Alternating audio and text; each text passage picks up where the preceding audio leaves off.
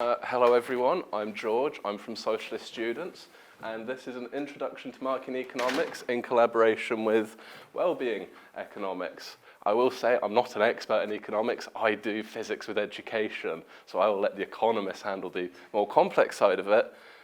But there is more to Marx than just being an economist. If we go through the next slide, we'll have a quick look. Marx is an interesting person. He was a German philosopher born in Trier in 1818. Trier at the time was in the part of the Kingdom of Prussia that would go on to become Germany, the German Empire, and so forth. With his friend Friedrich Engels, he developed ideas around economics and sociology that are pivotal to this day. I believe in sociology, he's one of the most cited sources pre-1945. And if you do any sociology course today, you're probably going to hear about him come up at some point. However, what we're going to be focusing more on for me at least, the philosophical aspects of his works, which included developments in dialectics and materialism. Dialectics initially developed by Hegel. Hegel was a German philosopher, I can't remember where he was born, but he developed the idea that to get to the truth of something, you must have first the idea and then its opposite, and then through reasoned debate, you find the truth. Marx thought, this is a great idea, but it's bound within your head. It's not bound within the reality around us. So he used materialism, a school of philosophy where the matter is the most important part of what decides things that are happening. And for Marx in particular, it was the productive forces of society that were important. So he took these two ideas together and developed dialectical materialism, a branch of philosophy that seeks to understand the conflicts within a class society and from that find the resolution of the conflict between the classes. Today we think of it as the bourgeoisie, the capitalist class, having irreconcilable differences to the working class, the proletariat. But where this gets even better is he then developed the idea of historical materialism, which sets out how we can understand previous societies and how they developed and evolved, and how their internal contradictions led to their failure and a new system emerging.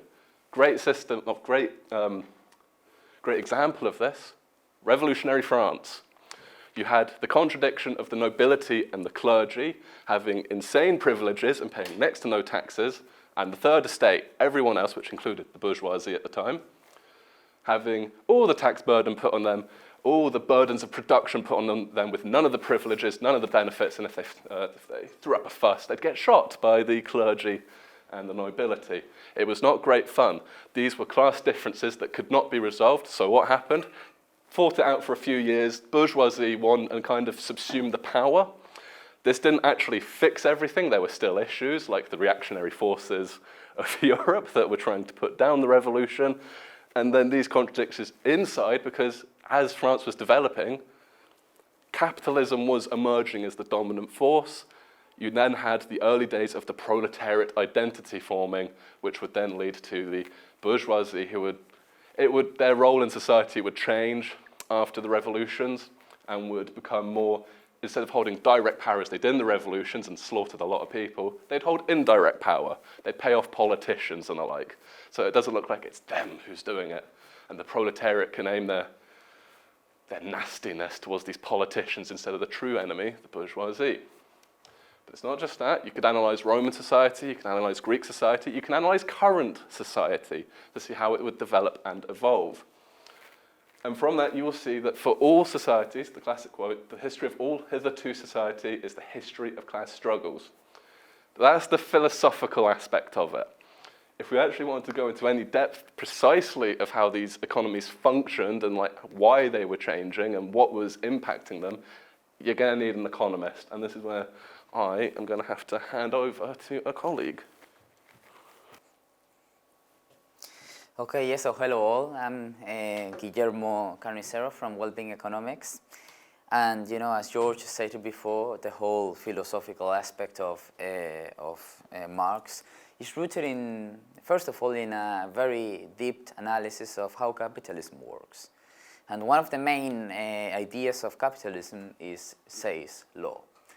Mainstream logic of the whole economic analysis, at least until until the Great Depression, although later in the 1980s it came back in a different version. It's the idea that supply creates its own demand. This is the idea rooted in the capitalist development. And that idea leads us to a very positive scenario, the idea that companies create more products, and people end up buying those products, and the idea of buying those products creates more prosperity for everyone. Everyone spends the money that is being created, and also there's no unemployment, because since companies need to produce more, people need to be working there. So that idea creates a very idealistic vision of the capitalist economy, which doesn't work. Marx critiqued David Ricardo, who maintained a weaker version of Say's law, the idea that could never be overproduction, because as I said before, if supply creates its own demand, everything that is being produced will be sold. There will not be overproduction of things that are left in stock without being sold. And therefore, excess supply in one market is just matched by excess demand in another, and therefore there is no a contradiction with this idea. So at the end of the day, CMC, capitalists produce commodities to acquire money, which they use to buy other commodities. The only reason to produce is to consume. So again, the idea that it's like a cycle where everything that is being produced is being sold, and all the money that capitalists use to produce commodities and acquire it is then to buy other commodities. This idea is completely flawed, and it was mentioned in Theories of Surplus Value by Karl Marx, where he critiqued Say's law by saying a very common sense idea, which is that capitalists don't just produce to consume, they also produce for the sake of earning money. But then this is the monetary theory of production, which is MCM, so that capitalists use money to produce commodities to earn more money that they started out with, but not to spend all the money in new commodities. And therefore, we have the vision that capitalist society is rooted in the idea that capitalists will always be earning more money than the one they started with. They will have more savings that don't go back to the economy, and therefore they will become richer and richer. And obviously they take those also with the idea of surplus value, is the idea that they take all that money from the value that the workers produced. So the economy the economy doesn't work from a perspective of people consume all what they have, this will happen. That's a very positivist analysis of the economy that is rooted in the neoclassical and then neoliberal vision of the economy, the idea of immutable laws.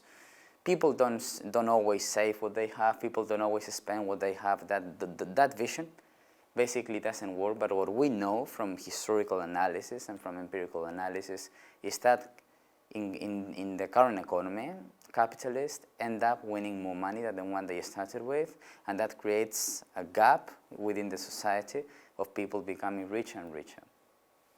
And now we'll have the more mathematical analysis of all this thing by Abdul. So I'm going to go into this guy called Michal Kalecki. He's a Polish Marxian economist. But before I go into him and tell you why he's relevant, we have to know what the mainstream response was to Marx's critique. So they say, okay, all income is not spent, income is saved, but that's not a problem because savings creates investment. Because when people save, they put their money in a bank and the bank loans that money out to people. And that's the popular neoclassical idea of how banking works. Now, they didn't quite use those terms. They didn't really believe in money. So the theory I'm about to present to you, think of savings in non-monetary terms. It's a bit confusing, but that's the way the neoclassicals look at things. They ignore money. They don't think money is important. So we'll have R on this axis, which is the interest rate, the real interest rate. And we'll have quantity of loanable funds here.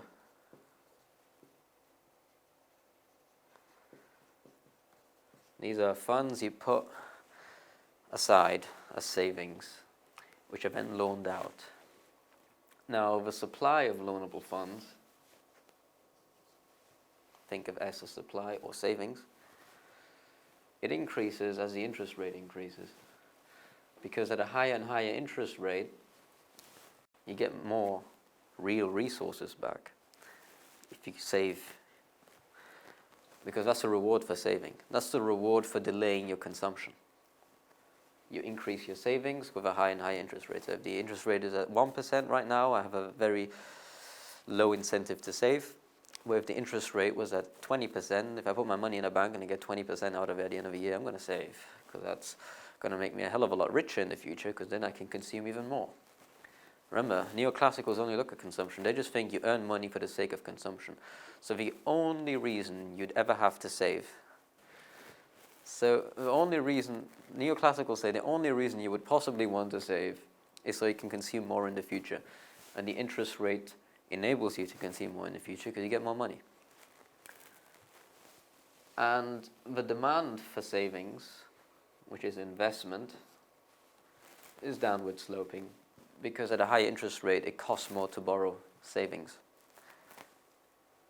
If it's a 20% interest rate, you're unlikely to borrow that. But at a low interest rate, you're more likely to borrow because you have to pay back less. So we get supply and demand, and then we get this equilibrium.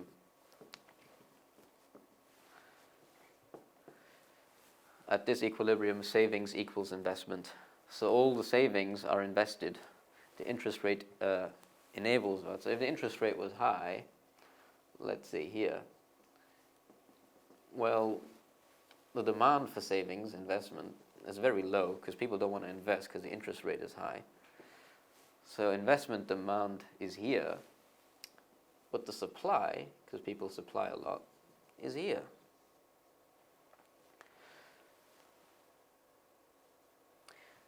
So there's a disparity between investment and savings, excess supply. Savings are greater than investment. So what do banks do? They have all this excess savings and they want to loan it out. Well, they lower the interest rate. And when they lower the interest rate, savings equal investment again. So why is this important? It allows the Neoclassicals to maintain Say's law. They get to say, sure they save, but the flexible interest rate will ensure that all savings are invested. So what does this mean for Say's law? It means that when people save, it doesn't mean that there's unspent income and then people are going to be unemployed because nobody's spending money in the economy. It means they're just going to switch from producing consumption goods. Capitalists are instead going to switch to making investment goods. So nobody's fired. Workers are just re-employed into the investment sector to produce capital equipment and factories and that kind of stuff, rather than current consumption goods. So because savings creates investment, Say's law holds. Actually, I'll leave that. Any questions so far? Does that make sense? Okay.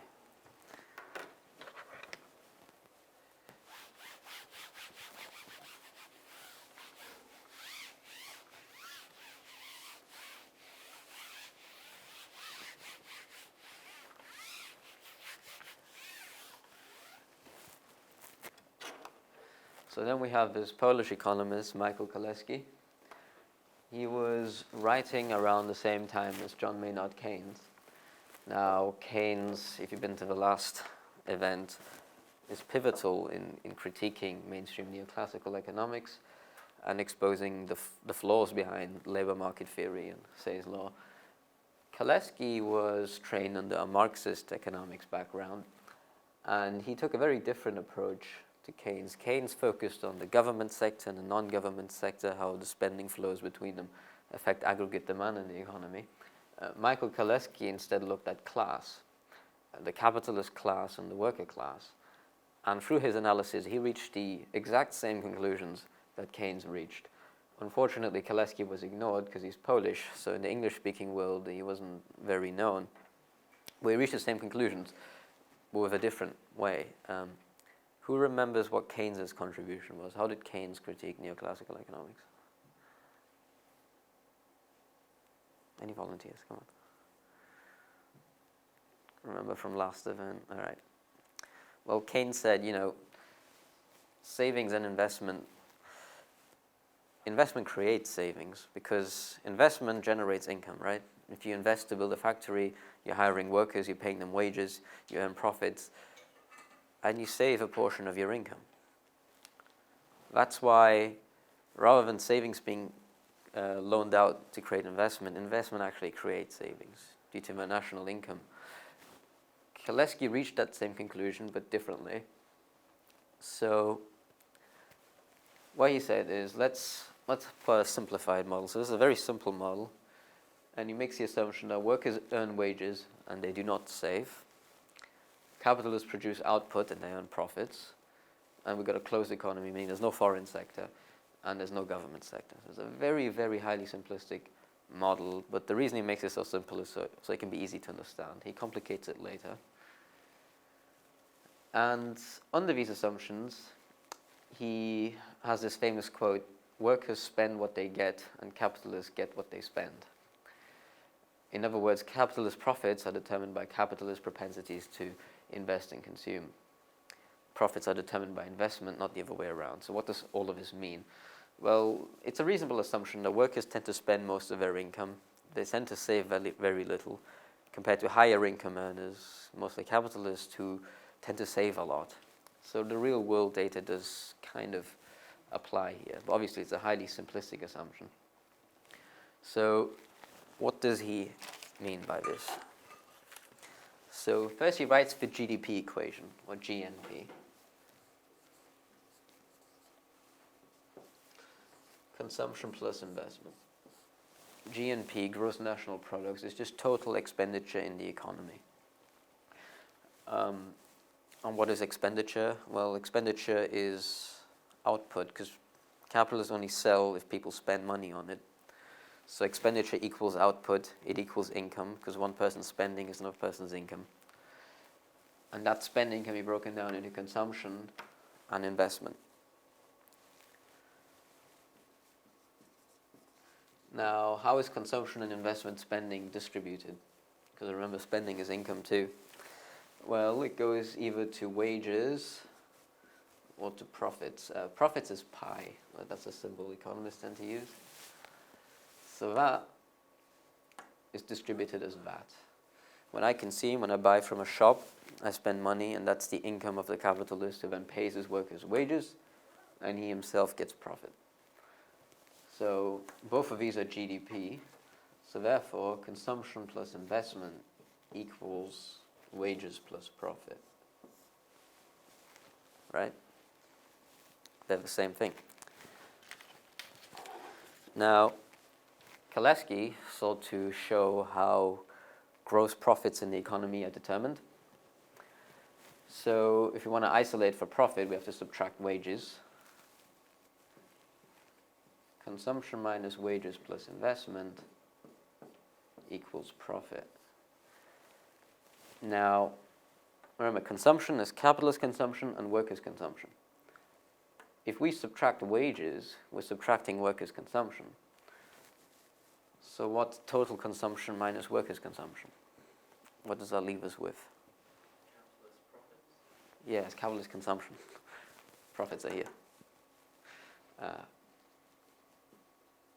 Capitalist consumption. So what we see is capitalist consumption plus investment equals profit. So then Kalecki asked the question, okay, so which way around is it?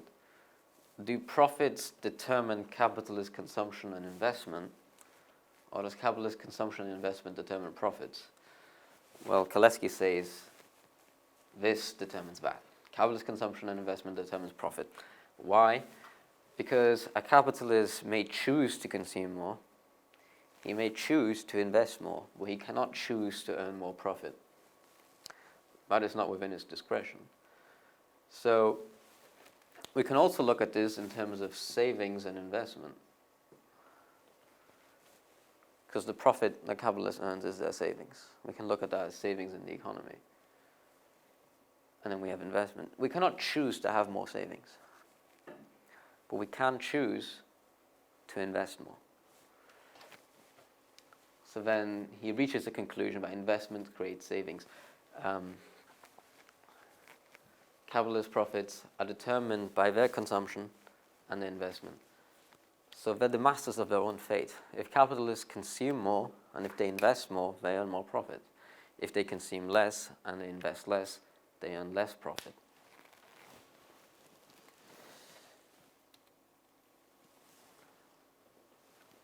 So yeah, the simplified model shows profits equals capitalist consumption and investment. And yeah, investment comes first. Kalecki recognized a time lag between spending and profits. Because why do capitalists invest? Because remember, they have to borrow that money with interest. They'll only invest if they get more money out at the end of it. It's higher than the interest they have to pay, so they can make a profit. So if they choose to invest in a factory, the only reason they will invest is if they expect a revenue flow that exceeds the costs. Now, where does revenue come from? It comes from spending. Spending determines investment, therefore. Because if there's no spending in the economy, and there's a big recession and nobody's spending, they're not going to invest because they're not going to make a profit. So spending, therefore, drives economic activity. Aggregate demand in the economy drives investment. So when demand increases, capitalists increase investment.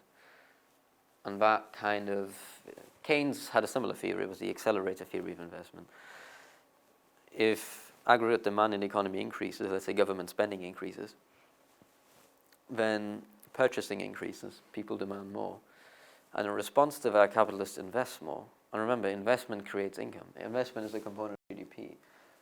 So when they invest, they pay workers wages. Wages are used to consume more, and that reinforces investment. So it's this positive, virtuous cycle of investment and consumption, and that drives employment and output.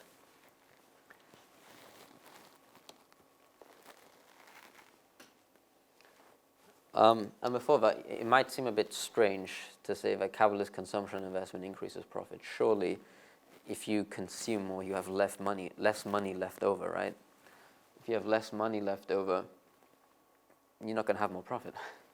And that's true maybe at the individual level, but we're looking at aggregate levels. We're trying to avoid the fallacy of composition. True, at the individual level, a capitalist wants to tighten his belt and consume less. But at the aggregate level, their consumption does increase profits, because one capitalist consumption is another capitalist profit. So at the aggregate level, profits increase.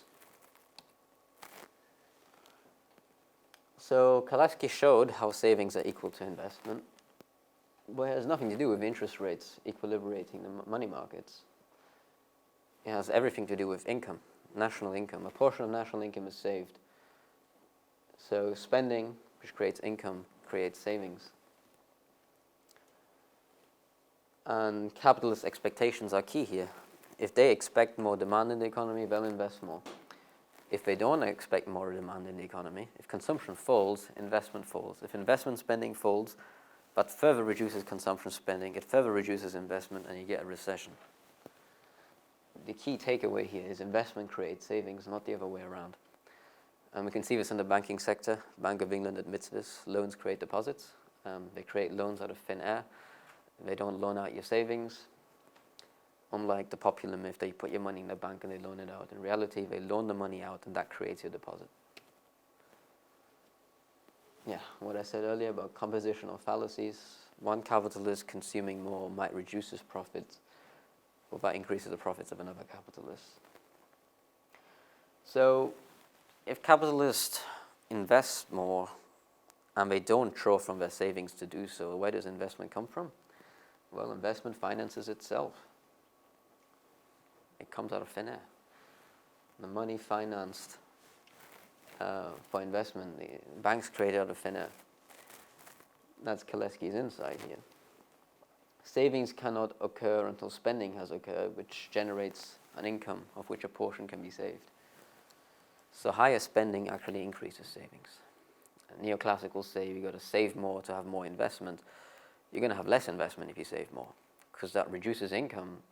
That reduces spending. And if spending is decreased, capitalists are less willing to invest. Investment creates savings. So obviously this is a very, very simple model.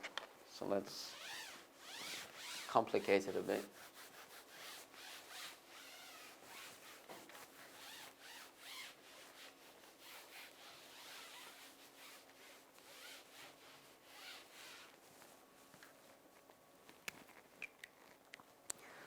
Well, we got the full GDP equation here.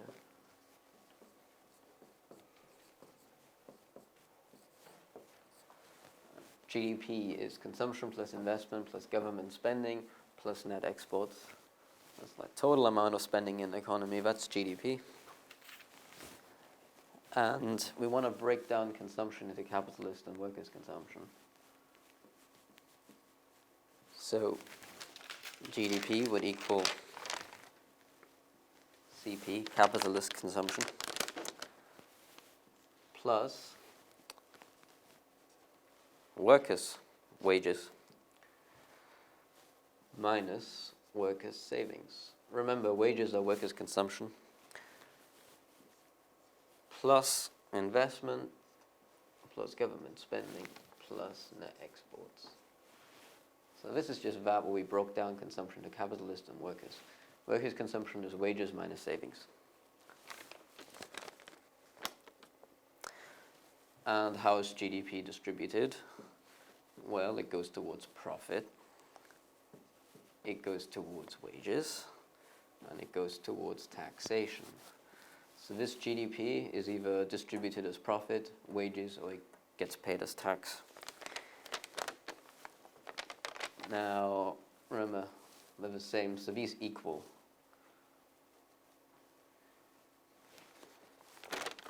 Actually, let's make it simpler. So our profit plus wages plus taxation equals, so this equals that. It equals capitalist consumption plus workers' wages minus workers' savings plus investment plus government spending plus net exports. Are you following so far? It's just that equals that. Now, if you want to isolate for profit, what you do is you just subtract these parts. So you want to get profit on its own. You subtract wages and you subtract taxation. What does that leave you with? Well, it leaves us with investment spending. It leaves us with government spending. We're also minusing tax. It leaves us with net exports. It leaves us with capitalist consumption. And remember, we're minusing wages here, but we also have wages there. So when you minus both of them from both sides, they cancel out, so they go away. Workers' wages are eliminated, and that leaves us with minus workers' savings. So that's the generalized model. Profits are determined by investment. G minus T is the government deficit.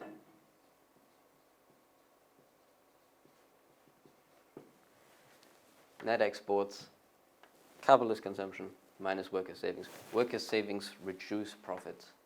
Because if you save, you're spending less into the economy, less money goes back to the capitalist.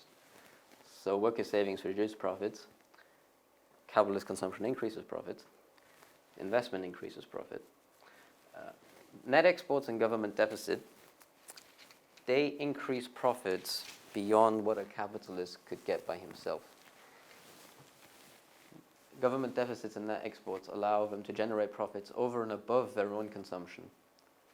And fiscal surpluses do the opposite. Because when you have a surplus, when government tax is higher than spending, you're just sucking money out of the economy. That reduces capitalist profits.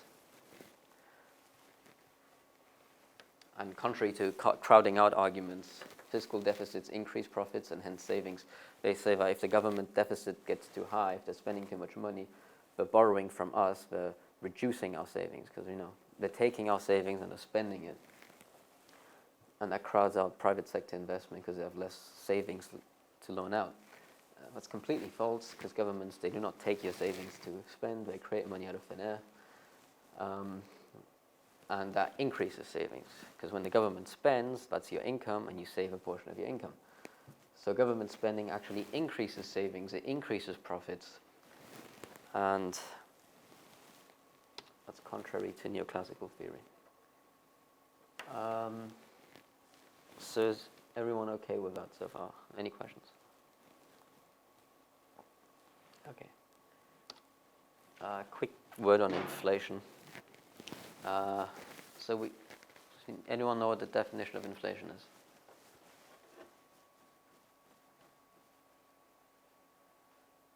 Come on, someone. Fair enough. All right, yeah. Gradual decrease in value or purchasing power of your money. Yeah, well, a simpler way of saying is a continuous increase in prices, of average prices. Continuous is the key word. A one-off price increase. If all prices tomorrow were to increase by 100%, that would not be inflation. That would just be a one-time increase in the price level. It has to be continuous. So we've got demand pull inflation. Inflation caused by excess spending compared to supply capacity. So I do say that the government can never run out of money, but if they were to all give us £1 trillion and we spent it all, we can't get £1 trillion worth of goods, right? There's only so much supply capacity in the economy. At that point, any more spending will just drive up prices, because capitalists can't produce more, they can only raise prices to ration that demand. So that's demand pull inflation. If there's too much spending in the economy, that drives prices up. There's cost push inflation. So if the price of raw material increases, that increases the cost of production. So right now we have the OPEC oil hikes. We got gas supplies and oil supplies with the Russia situation dwindling. That increases the cost of production, increases the price of oil. And that increases prices, because this laptop, for instance, is transported by truck, it's got material made out of oil. So if the price of oil increases, the price of laptop increases. So that would be cost push price increases. That causes a decline in real national income. Think of that as the real stuff that the country has access to, that we can spend on. If there's a shortage in raw materials, that decreases national income. Somebody's going to miss out on the real resources they could have consumed. The question becomes, who bears the cost of this real income loss? So if there is a oil price hike, as we saw in the 1970s, where we had 400% increase in oil prices over a decade, less than a decade. How is that increase or decrease in national income distributed? Well, we tend to assume that firms have price setting powers. Neoclassicals assume there's a perfectly competitive market and firms just accept the prices that consumers are willing to pay. They don't set their own prices, otherwise they go out of business. Well, the more realistic assumption is to assume they have some market power, imperfectly competitive markets. So, if the price of oil increases, they're not going to reduce their profits and keep prices the same. They're going to increase prices to maintain their profit margins. But if they increase their profit margins, they increase prices, that causes real wages to decline. Because if prices go up, my wages, let's say they're £100, they can now buy less.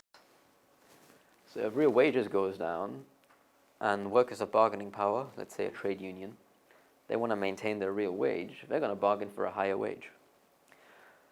And capitalists, if the union is powerful enough, they will yield and they will say, okay, you can have your higher wage. But to maintain that profit margin, we're just going to raise the price again. And then workers are going to demand a higher wage. And capitalists are going to raise prices again. It causes this wage price spiral and you get inflation that way. We saw this during the 1970s oil shocks. Nowadays, however, governments have weakened the power of unions. They implemented massive austerity and they keep unemployment deliberately high. They call it a natural rate of unemployment, or a non-accelerating inflation rate of unemployment. This was Milton Friedman's big idea about disciplining wages. Because if there's unemployment, you're not going to beg your capitalist for a higher wage because he'll just fire you and there are 1,000 other people at the jobless queue wishing to take your position. So you best be obedient, otherwise you'll lose your place. Because if there is low unemployment, then you have bargaining power. You can say, I'm not going to work for you. I'm going to work for this guy unless you give me a higher wage. Because that guy is going to hire me. There's a high demand economy. The labor market is tight. But because we have a low demand economy with high unemployment, workers have no bargaining power anymore. Marx called this a reserve army of the unemployed. Neoclassicals nowadays, they deliberately increase this reserve army of the unemployed to discipline wage demands. And it's one way in which we've seen lower inflation in the neoliberal age compared to back then. Now let's get back to Kalecki's contribution, because it's going to be very relevant to the Marxist theory of crisis, and I'll have Guillermo present this. Okay, yes. So coming back to the whole point around the idea of capitalism and savings. Since capitalists want to save money, not spending it, it means that there's always be unspent income, which leads to unsold output and therefore unemployment. And this idea of the whole instability around the capitalist system and how this situation leads to, in this case, to bankruptcies and to liquid assets, it leads to financial crises that occur in conjunction with a collapse in aggregate demand. Again, if there's not enough spending or enough income used by all the different members of the economy, in this case workers, because they're losing purchasing power by the savings of capitalists, then this will lead to this type of crisis. So this model MCPC, C and M thing, it just basically resume around the idea that capitalists use money to buy inputs, to bring this into the production process, then they turn into final commodities which they sell for money. And this thing of having the money back, the profit back, is absolutely essential. If this doesn't happen, then workers will be fired. And this is why the whole system is in a continuous instability. And it's something that was stated by Marx in the 19th century, with the idea also around robotization, well, in the past, not really robotization, more like the development of machinery within the industry, the idea of living labor and dead labor, the equipment, and how the dead labor will eventually replace living labor. And since only living labor is the one that produces surplus value, then it brings profit. Capitalists will eventually want to have more machinery, more dead labor. But at the end, this will bring to a point where it will not generate value, and therefore they will not get profit. So it's ultimately capitalism is in a way of reaching its end, since workers will not have any money there will not be consumption, and therefore the workers will respond to this, especially with unemployment and all these issues, by overthrowing capitalism and replacing it with socialism. However, this is a very 19th century idea, because as we've seen in the past, this is something that hasn't fully happened. Capitalists have compromised way more than what Marx initially believed that could have happened, especially when it comes to the development of a welfare state, even a full democratic system, which is something that in the 19th century didn't happen at all. This is something that Marx didn't predict, but in 1966, Sweezy and Barn replaced this concept with more the idea of tendency for the surplus to rise, which means that high profit is either consumed, invested, or wasted. And this whole idea also leads to the idea that the only option for the surplus then is waste, either military adventures or increased financialization. And the idea of increased financialization is something that has happened not only in this country, in the whole world, especially in the 1970s, 1980s, the whole idea of financialization of the economy. And according to many people, it has its effects rooted in the nature of capitalism and how the system works. Increased aggregate demand can also absorb the surplus, but the whole Keynesian policies around aggregate demand is something that many people, such as Kalecki, believe that could be resisted by the capitalist class. You know, why would I be willing to compromise, you know, to balance aggregate demand when I can just get more, at least in the short term?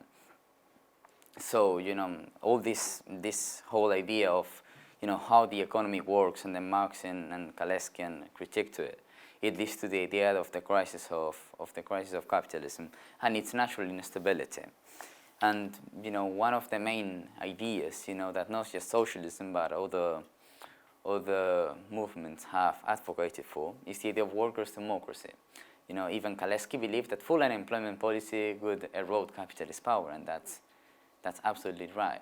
So therefore, programs such as the Job Guarantee Program can be the most vital step in returning bargaining power to workers. You know, if workers don't have to accept certain conditions from private companies, you know, that are not fair for them, because there is a Job Guarantee Program that sets, you know, standard working practices, wages, and other type of conditions, then all this situation will play in advantage of the workers. You know, and even on the top of that, you know, the idea of fixing minimum wage and price level brings to like stabilizing inflation. You know, each program, if this program would happen, you know, from a government and a state, unions obviously, you know, would need to be rethought, because the job that they do from an economic and labor point of view would mostly be done by the government. So therefore, you know, the role that they would play, which would still be very big, obviously, but it would be more in like a political, even educational point of view. Workers' education is something that, you know, has been discussed, you know, for the whole history of socialism and how it's really important.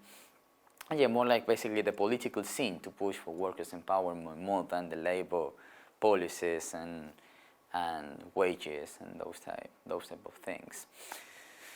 And also another important point of encouragement of workers' democracy is the idea of cooperatives and employee stock ownership programs, you know, because at the end of the day, socialism is about socializing the means of production.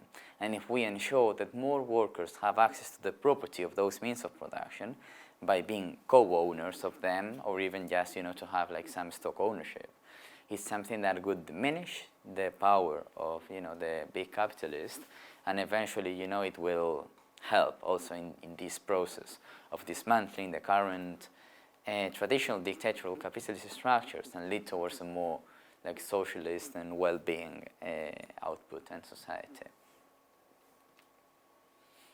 And yeah, thanks for listening, and yeah, join the chat to keep updated.